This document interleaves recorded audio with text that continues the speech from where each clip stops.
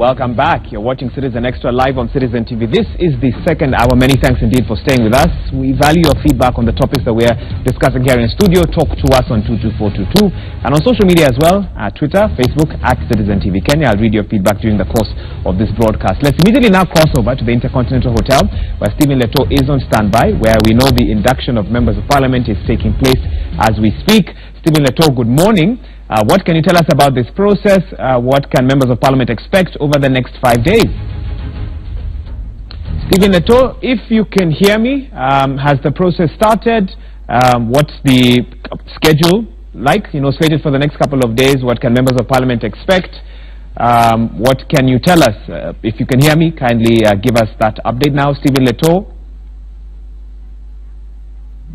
Well, it seems I'm getting a bit of a challenge reaching out to Stephen Leto. What we know, of course, members of parliament holding that induction process, or going through that induction process rather, at the Intercontinental Hotel, while Senate have chosen to do it in Naivasha.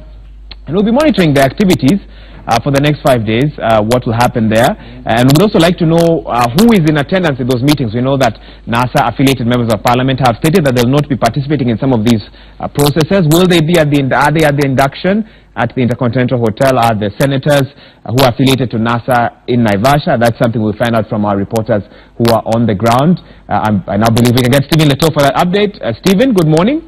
I believe you've managed to get some of the questions that we'd like to hear from you, but take it away. All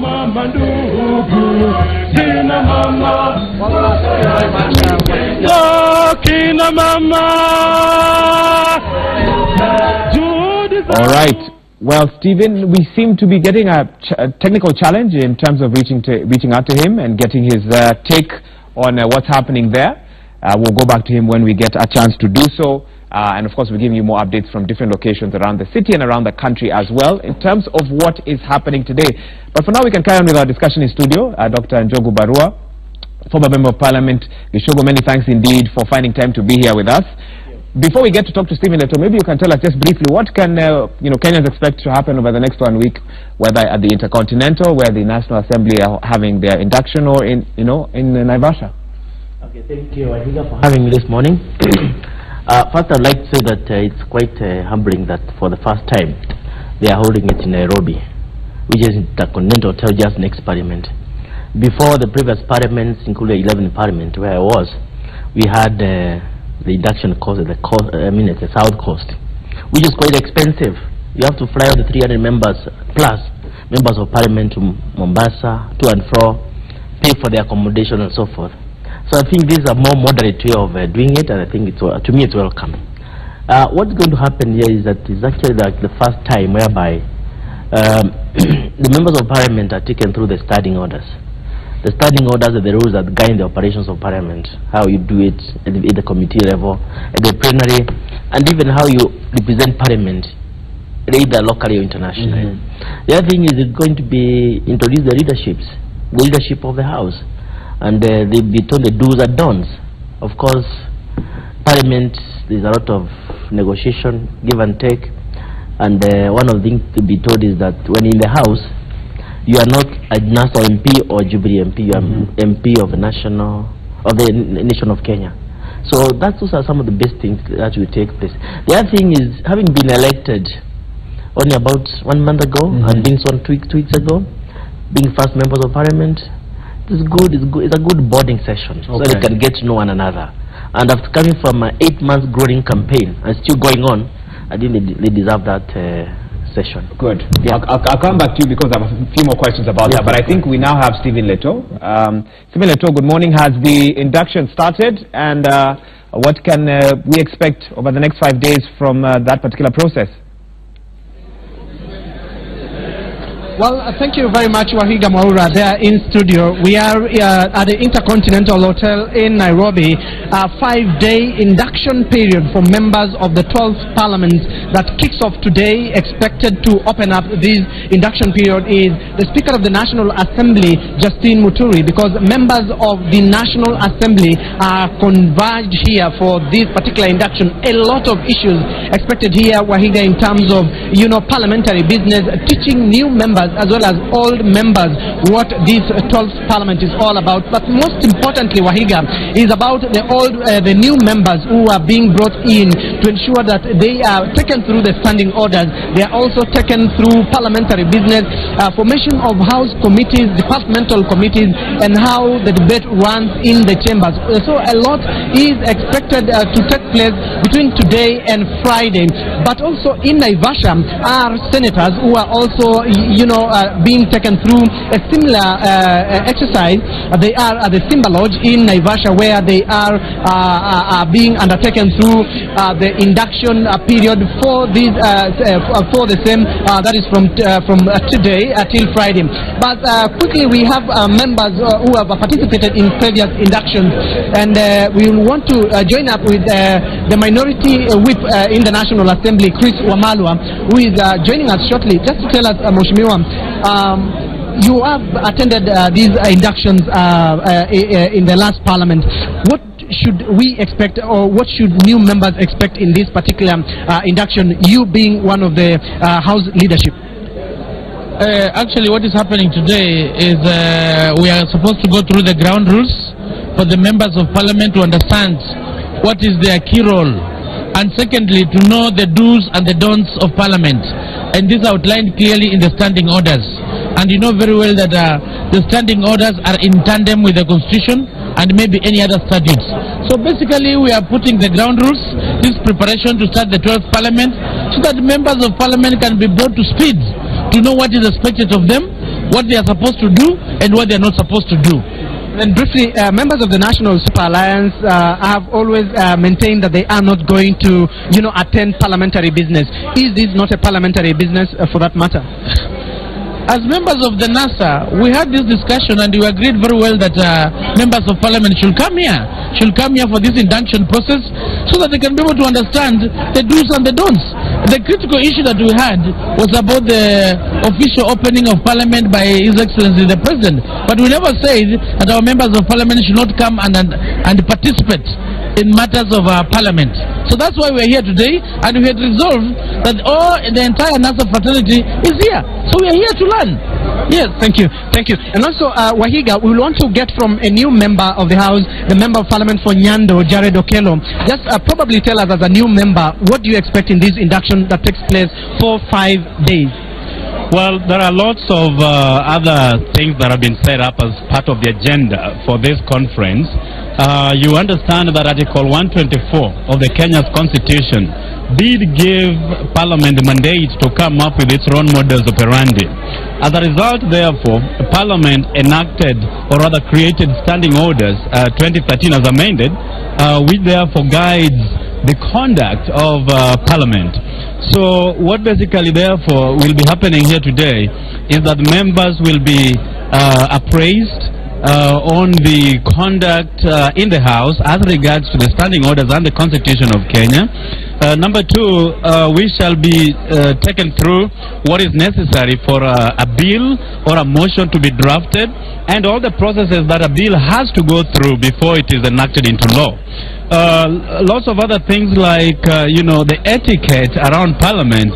It has always been said that once around Parliament, you're immune to prosecution, you're immune to arrest, you're immune to any external interference.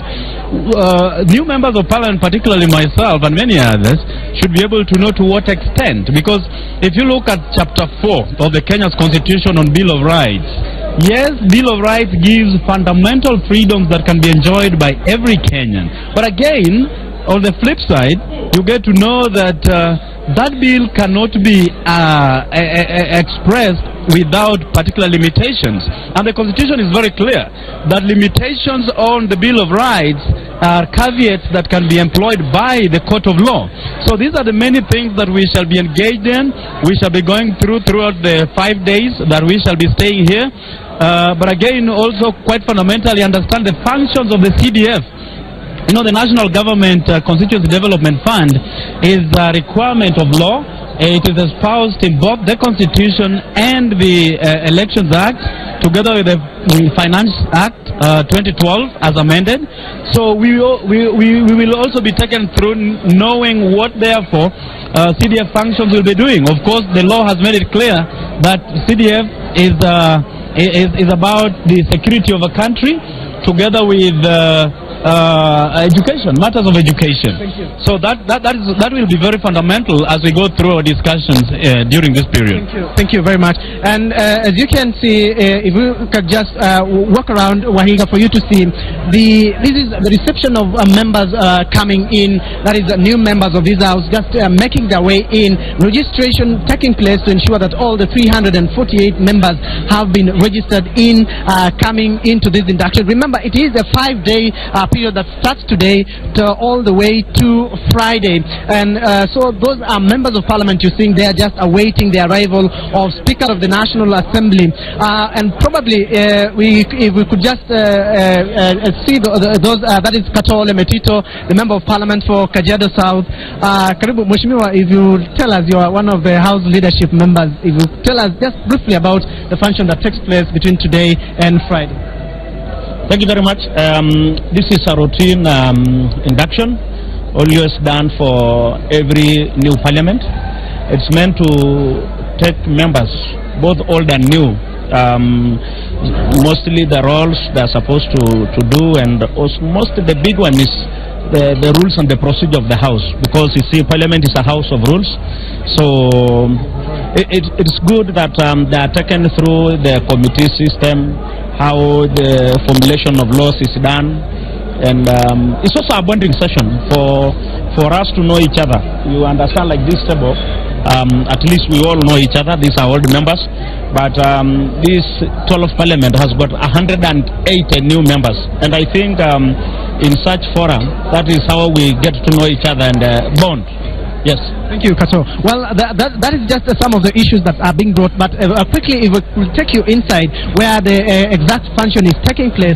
This is where that particular function is taking place, Wahiga, and as you can see, that is where the induction will be taking place from today to Friday. Remember, it is one of the bonding for members of parliament, both new and old members who have come. Remember, like Kato has said, there are 118 new members of parliament. That is a very good number, and behind me, of course, members of parliament are already seated awaiting for the kickoff of this particular session that will be overseen or will be graced by Speaker of the National Assembly Justine Muturi and several other stakeholders of parliament. Of course, that we are also keeping an eye on what is happening at Simba Lodge in Naivasha, where 67 senators are currently there. Of course, that particular induction expected to be graced by Speaker of the Senate Ken Lusaka, as well as his deputy Kithure Kindiki, the member of Senate of Tharaka Nithi County. And so, Wahiga, all day from today to Friday, we will be keeping a close eye on how parliamentary matters are being shaped up here before the official kickoff of House business. Remember, formulation of all House business committees, some grumbling for top position in those particular committees. Those are some of the issues. Of course, lobbying will also take place here for those for the chairpersons of those particular committees. So those are the issues we are following it up on you. But of course, you've heard there that members of the National Super Alliance are also here saying they have come to learn this process of parliament. Of course, we are also keeping an eye on how every single thing will unfold, and we will be able to bring you up to speed, Wahiga, as and when everything shapes up from this end. Back to you in studio. Well, thank you so much, Stephen Leto, for that update from Intercontinental Hotel, where the induction process for members of parliament, very crucial, of course, to those who are new, is going on as we speak. Dr. Njogo Barua, I was engaging him before we had that particular link. Just to find out from you briefly, is 1 week enough for new members of parliament to understand how the House operates, from your previous experience? I think 1 week is more than enough. You're talking about 5 days? Yes. I think I'll do it in 3 days. Okay. Yeah, you've brought in a new angle. Yeah. Why now 5 days? But that's not for 3 days. 3 days. This is enough because they are just doing the standing orders. Okay. Which are published. You have a book. You are literate. You can be taken through. Then you can read for yourself. After all, you internalize the standing orders through practice. Okay. Not through education. Through theory, yeah. Because the more you are active in parliament, the more you understand the standing orders. Okay. Remember Martin Shikuku? Yes. He could quote the book from A to Z. Because he was active. He actually made use of each and every standing order. The other thing I'm wondering, because they're in Nairobi, because I didn't comment on this initiative, I would be interested to know whether they are booked in that hotel. Or that hotel just in Nairobi. We hope not. And we hope not, because they should be commuting from home, like they do parliament, and not when they are attending parliament. And Intercontinental just next to parliament. In fact, like the front office of parliament. That's right. Yeah, so so we hope that in fact that's a question we'll pose to Stephen Leto. So they do that, and the other thing I wanted to say is that as per now, we in the parliament we have a speaker and the deputy speaker. We also have minority and majority coalitions. Yes. Which have already given up the names of the majority leader, majority whip, and the deputies, and even to the minority side. So basically, those are the people who are actually spearheading the process today. Okay. Over and about 349 members of parliament, this seminar, there is staff. So you can expect maybe 349 plus another 50, 60. About 450 plus. Okay. We'll be taking part in this process over the next 1 week. Thank you so much for those insights. Let's go back to our topic. We're talking about IBC. First, sort of like two questions in one. First of all, can IBC conduct the upcoming election in the manner in which they're currently constituted? And secondly, with the possibility that the date could change, what does that mean for Kenyans? And some of you are writing in to talk to us about that. Many thanks indeed for talking to us, 22422, and on social media as well. Let me read some of your SMSs now. David, I'll come to you after that because you had a point before we took the break. Someone here says, you don't give us your name or location, but you say IBC lost their trust since 2007, although I think that was more of ECK. Kivoito announced Kibaki. 2013, same thing happened. Now 2017, you saw what happened. IBC is being used. That's your feedback. Yusuf from Majengo, Mombasa says, if a referee has a repeat of a match, that referee cannot be allowed to oversee the game again. The replay of the match should be overseen by another referee. Oyo says, IBC stakeholders should set aside for the election to be fair to both parties. This will bring peace to this nation. Another person here with a very interesting take, which I think I can ask some of you to talk about. Why are we making such a big deal about the systems? Can't we use Excel spreadsheets to add all the entries from 290 constituencies and use our IDs to identify people? We don't need fingerprints. And Murunga Elisha from Nairobi, dear panelists, can you help me here? Which process is cheaper, opening the servers or going to the polls? Okay, so those last two SMSs I think very interesting. David, I'll start with you. We need fingerprints. Essentially, the reason this vote was fiddled with at the lower level is because we left space for people not to use fingerprints. Remember, ahead of the election, we suddenly had this weird discussion that there are those who pick T, and so the machines cannot be able to tell whether they have voted. Now, the machines therefore cannot account on the basis of the biometric basis, because you have a lot more people who voted without biometrics. That's how you end up with people who died who vote. Because then it is only about ticking that so and so showed up to vote. With some ID or with some ID. And there are no records, as you established before the election. Our statistics bureau or the immigration department of registration of deaths does not even have enough records countrywide to show us who has died. So we ended up with people voting without biometrics. Now I would ask IBC that in this fresh election, in this country, I bet those who will have defective fingerprints, who are not able to vote, will be less than even 100,000. Just don't let them vote. Let them go back home. Even though it's their constitutional right. It's their constitutional right. But I think the only way we are safe, because the moment you open that, you open up Pandora's box. David, that's a tough one. Let them move to court. Let's sort it out. How are we able to verify that those who died did not vote? Because we have people who voted, who took ID cards of people who died and voted still. Countrywide, you will find them. All right? Okay. Now, that's beside the point. Back to what Michael was saying earlier. Michael was saying that, constitutionally, and I agree to that extent, firing the chair would create a constitutional crisis.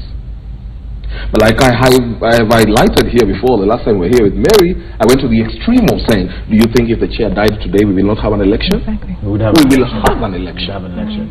And so I think The chair of IEBC was a returning officer. The CEO was in charge of the technical and operational bit of the IEBC.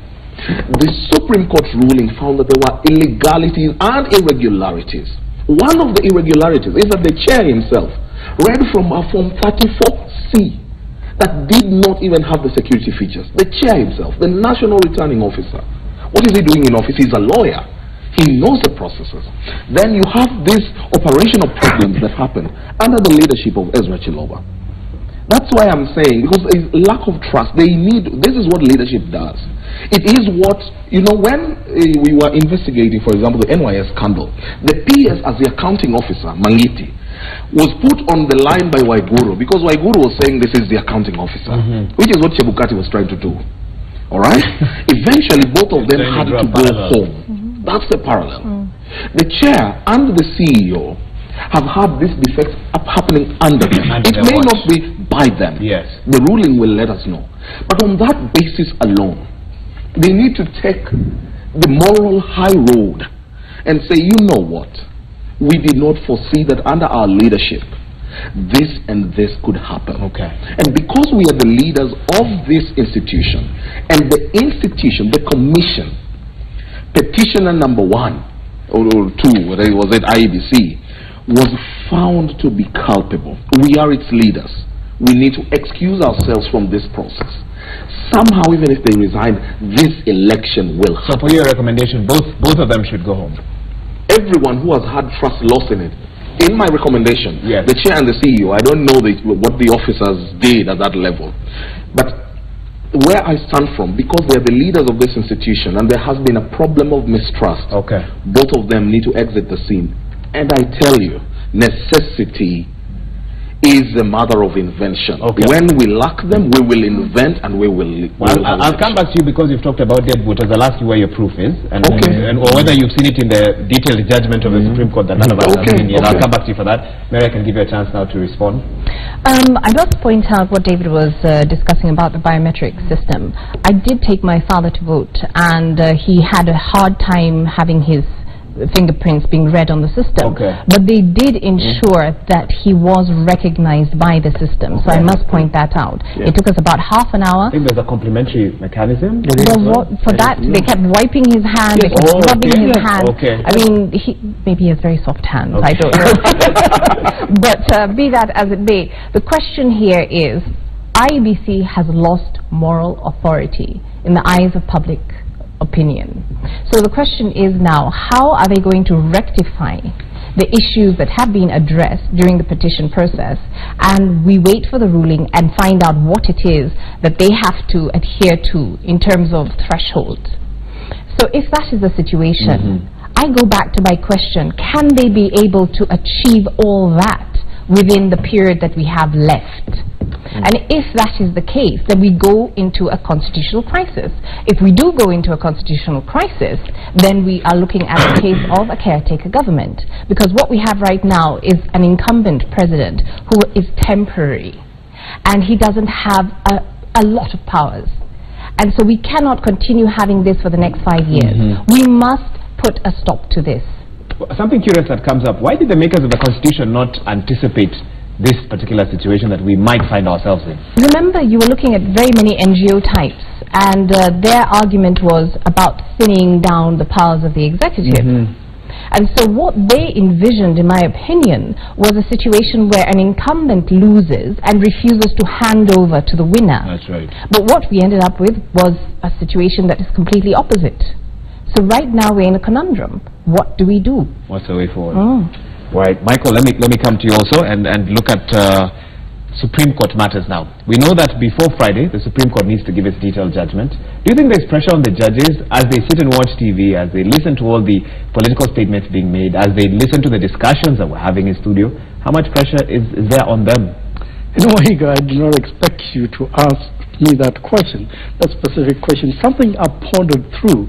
And one of the things I realize is when I think of, Justice Joki Ndungu, and I also think of Professor Jackson Ojuang, who are the two judges that dissented in this case.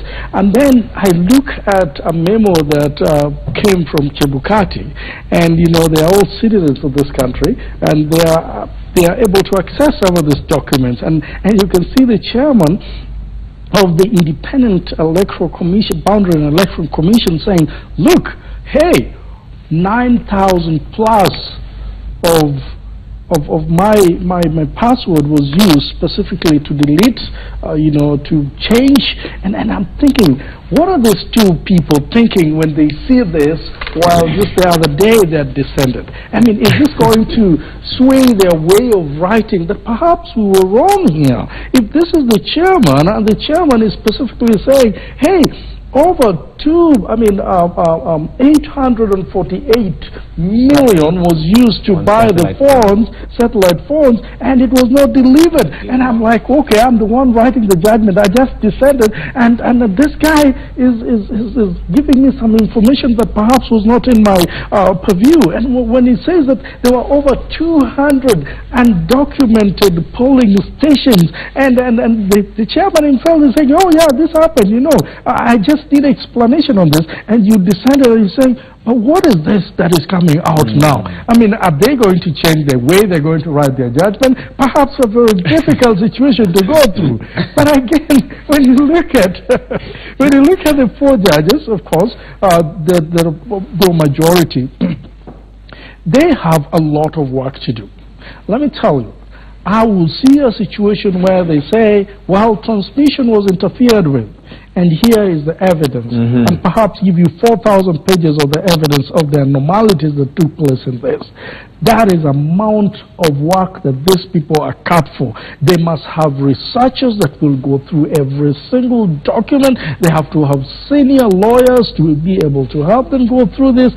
But what I expect is a full judgment that has never been seen in the history of this country, of course, and even the history of the world, in terms of the magnanimity of this, and in terms of the volumity of this. It is unprecedented, and I can tell you that yes, there is pressure on them to deliver the ruling, but I think it is even better for them to take as long as they want, of course within the 21 days that they promised, but give us something that people will be able to reference on, and will be able to say, gentlemen, this guy in IBC was in charge of ICT.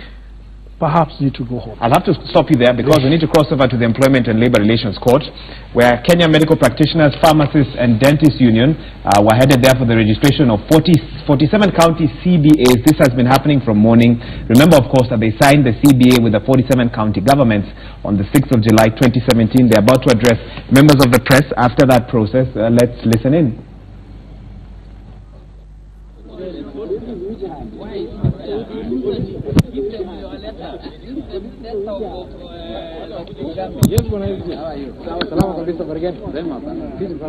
All right, those images that you're seeing on your screen, just to give you an update, this process that was facilitated by the Council of Governors and guided by the Ministry of Labour, the KMPDU and the county governments embarked on the development of CBA schedules for the signed collective bargaining agreement.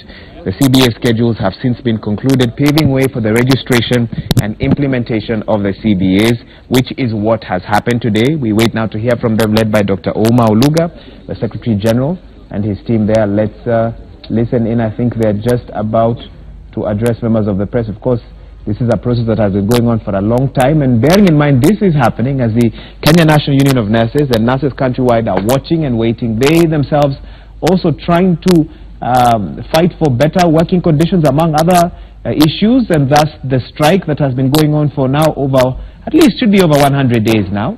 And we also expect to hear from the nurses, even as they had threatened to continue demonstrating during this ongoing strike, as the Council of Governors had stated last week that if nurses do not go back to work by Friday, then the county governments should feel at liberty to sack them.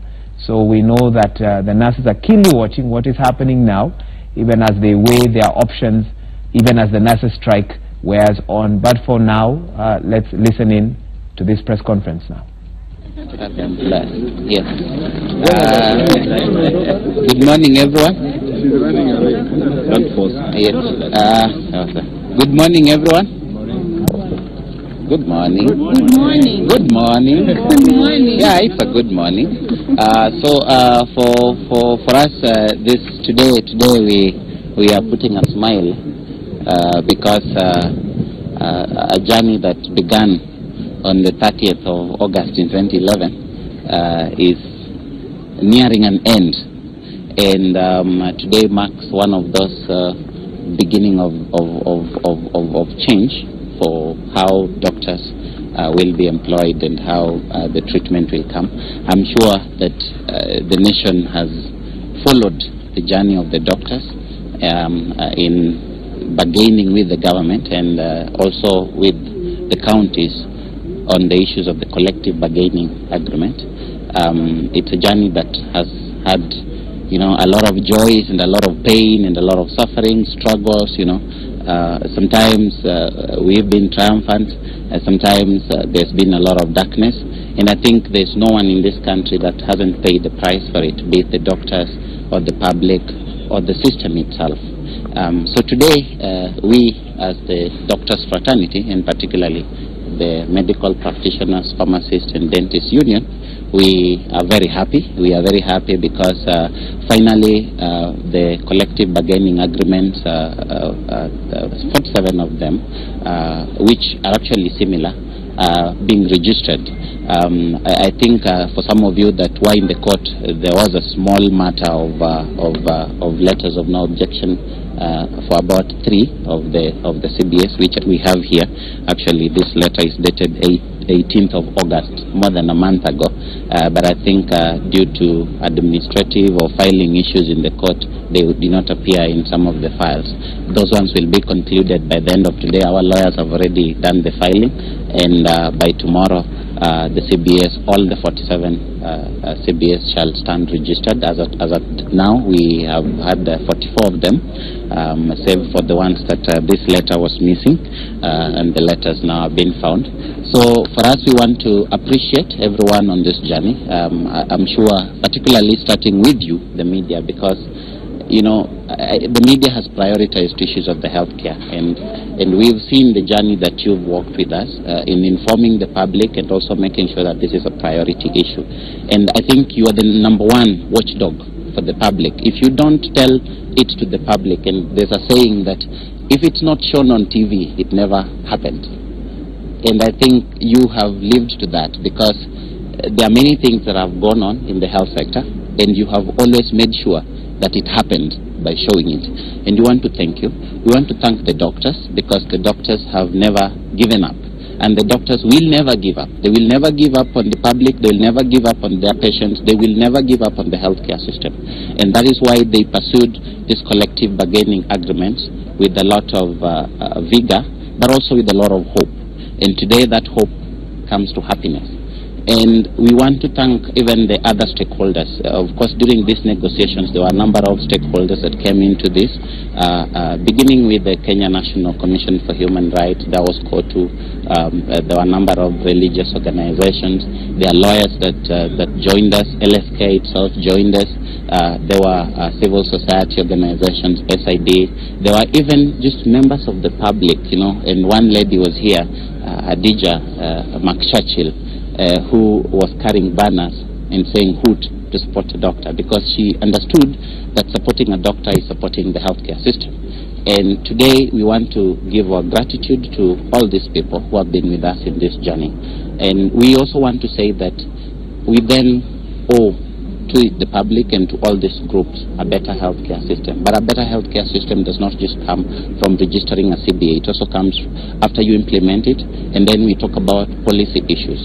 I know that there are many people who ask themselves, what is it with CBAs and the healthcare system? The truth of the matter is that within the health sector, you cannot separate issues of financing of the healthcare sector, issues of policy of the healthcare sector, and the way you manage your healthcare professionals. It cannot be separated, and therefore In all these cases, all those matters are usually covered in the collective bargaining agreements, and particularly in our collective bargaining agreement.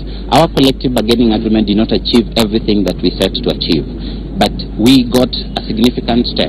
And this significant step is not for the doctors, it is for the public. When we talk about staffing of hospitals, we are talking about people accessing doctors in every corner of this republic. And we hope, and that is the journey that begins today, that we are going to sit down with the national government and with the county governments, because these CBAs are basically similar. It's actually one CBA. It's just that because of the matter of law and evolution, then it has to be registered in the matter that's been registered, so that we start looking at how do we move the health sector forward.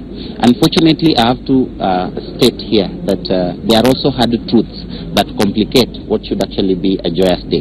And those hard truths is that our colleagues, the nurses and the clinical officers, are still on this struggle to get their collective bargaining agreement. We want to urge that the health sector has suffered enough, and we want to urge the same people that we sat down with painfully to go through the same process, to give the nurses their collective bargaining agreement, to give the clinical officers their collective bargaining agreement, and then all of us as the health sector can embark on just one journey to make sure that the people who need health services in this country, whether it is in the private or in the public hospital, do actually get those health services. If we do not do that, then we will keep having a lot of problems, whether with it, with the payments, or with it deaths, or with it maternal issues, So that is our message today. It's a message of collective responsibility, but it's also a message of decision making, because it is not right that we are always out of hospitals as health professionals, whether doctors, nurses, or clinical officers. My last message is to healthcare workers. We must put a united front. This today is the first collective bargaining agreement to be registered in the public health sector. And I can say that even within the labor sector, the truth is that there has been no experience at all until ours as doctors to register CBS. This is the first CBS that counties have registered. It's also the first CBA that the national governments, which we registered some time back, have registered. So, and I know that people ask themselves why. The public sector has no experiences at all in issues of collective bargaining agreements. And for us as the Doctors Union, given the pain, given the struggles, given what we have learned, given our experience, we want to say, we want to offer help. We want to offer help to the public sector. We want to offer help to the governments when they're having issues of collective bargaining agreements. Because we've gone through a lot that we can give to this country. We have a lot of energy. I have a lot of energy myself, and we intend to use it, and we intend to use it positively. So we want to give this expertise, we want to give this knowledge, we want to bring everyone together so that the labor sector can be streamlined, particularly labor sector in the public sector. And with that, I want to thank you very much. May God bless you. Kwa wananchi wote, asanteni sana. Leo tumeregister ile makubaliano yenye tulikuwa nayo na serikali, na sisi kama madaktari tunawapongeza, na tuna hope that tutakuwa na services, huduma bora zaidi kwa sekta yetu ya afya. Asanteni sana. Thank you. Maybe for the benefit of the common Mwananchi outside there, what is the significance of the registration of this document? The significance of registration of the document is that then it becomes binding, it becomes it becomes law. And the CBA is even superior to policy in many ways, because a CBA has a timeline, and the CBA has a structure in a way in which the union and the employer can engage. So the CBA talks about how you can discipline people, how you can employ people, what you will pay people. And we believe that training of doctors, for example, issues of equipments that we are talking about. And when we talk about equipments, we don't mean the big things that sometimes is being put on the media. Oh, this hospital now has a CT scan, this hospital has an MRI. You can have those CT scans and MRI, but sometimes you don't have a reagent that is just costing 1,000 shillings. And with that, patients will never get care. So you have spent 200 million putting an MRI, but you are not spending time just putting small fluids that we call reagents to do that MRI. So those are the things that are very important. So you can have the bigger investment in the health sector, but without CBS, because it is the doctors, it is the nurses that on a daily basis use some of these things. So if you don't have, for example, gloves, if you don't have, for example, a way in which you can do tests in the laboratory, sometimes it doesn't even matter having those equipment. So those simple things are sorted out in the collective bargaining agreement. And then it also sets up a committee that looks at the monitoring so that we are not always on the streets fighting, so that we can have a way in which we are reporting, this is lacking, please buy it. Our patients don't have this drug, please buy it. You know, so those kind of things are very beneficial to the public, but also to the doctors. As we said, when you go to a hospital as a doctor, your intention is to save lives, and everything should be geared to help you in your job to save lives. Thank you. Thank you. Thank you. Amjambo. Katibu amewambia mengi, lakini yale tunataka kusema ni kwamba leo tunataka kumshukuru Mwenyezi Mungu kwa sababu ametuwezesha kutembea safari yote kuanzia mwaka wa 2011, wengine zote tunakumbuka, hadi kafikia wakati wengine wetu tulienda jela kwa sababu au mkataba ama makubaliano. Na leo hii vile umeshuhudia tumesajili haya makubaliano katika mahakama. Na pia tunawashukuru wale wote walihusiana na hii safari.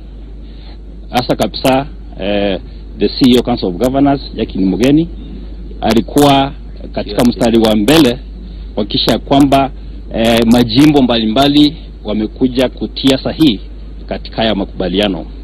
Pia wakili wetu Washika, hii kama ako karibu, our great lawyer Washika Isia, pia ametembea na sisi, ametuelewa kwa upande wote.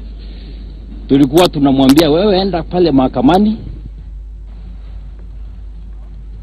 Live press conference there from the Milimani Law Courts, specifically the Employment and just outside the Employment and Labor Relations Court, where you can see the chairperson and the Secretary General of the KMPDU announcing that it's a great day for the doctors fraternity.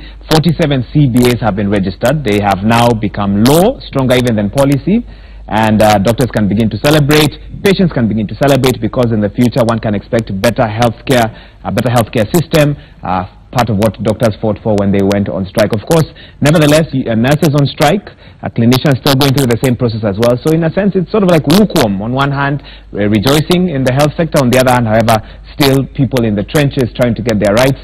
Before we take a break, I just want to get a quick comment from each of my guests about this particular topic. I want to start with you, Dr. Barua. Celebration from the doctors fraternity. Nurses still on strike over 100 days now. Clinicians, we can see that they are still part of that particular process. What can you see is the impact for the overall Kenyan, the man on the ground? I think it's positive because some of the services that are offered at hospitals will be almost assured because the document they have signed is binding, as you put it, it's law. And it's actually very painful when patients go to hospitals and they don't get treatment. Today I was driving this way. Some people are interviewed from Baringo, literally speaking as if they are dying. So what I would like to call upon all the players, including government, is to ensure that mechanisms are put in place to ensure that the hospitals are fully functional. That's including from doctors, nurses and technicians, so they can get that holistic medical care of every areas. Okay. Yes. David, I'll ask you the same question, but also the nurses are watching what's happening. They've seen that their colleagues in the health sector have gotten what they wanted. Does this embolden them to carry on with their strike at all costs until they also get their CBAs? It actually does. I wish the nurses had joined the doctors in striking in those 100 days the doctors were on strike. You know, one would say we have a lot of people doing, dying in terrible conditions, but the amount of lives you save in future are so many. It's not like the ones lost are not important. It's tragic that they have to be lost, but it seems that's the only way the government listens. You have to realize as well that nurses are the primary caregivers. So the doctors are happy. They're going back to their hospitals. But without the nurses, there's still a terrible crisis. For a country that loses 600 billion annually to corruption, to pay our doctors and nurses well is just a pinch of that amount. All right, I made a joke sometime that after Maraga made the ruling and people were saying, oh, here is a real Christian who did not take pressure from the executive. I said, I really wish the next person who's going to do something that's earth-shaking is Reverend Wabukala, who is the chair of EACC. Because until we see some of these people shaken terribly, don't show us police officers by the roadside taking 100 shillings. They're doing the lesser crime. All right? Go for the kahunas themselves. Lock them in, the big fish. And let us see examples of cabinet secretaries, of deputy presidents, whatever they are, locked up. Then Kenyans will know that these people are actually serious. Now, therefore, the doctors, I'm very happy for them. To have that CBA registered is a great thing.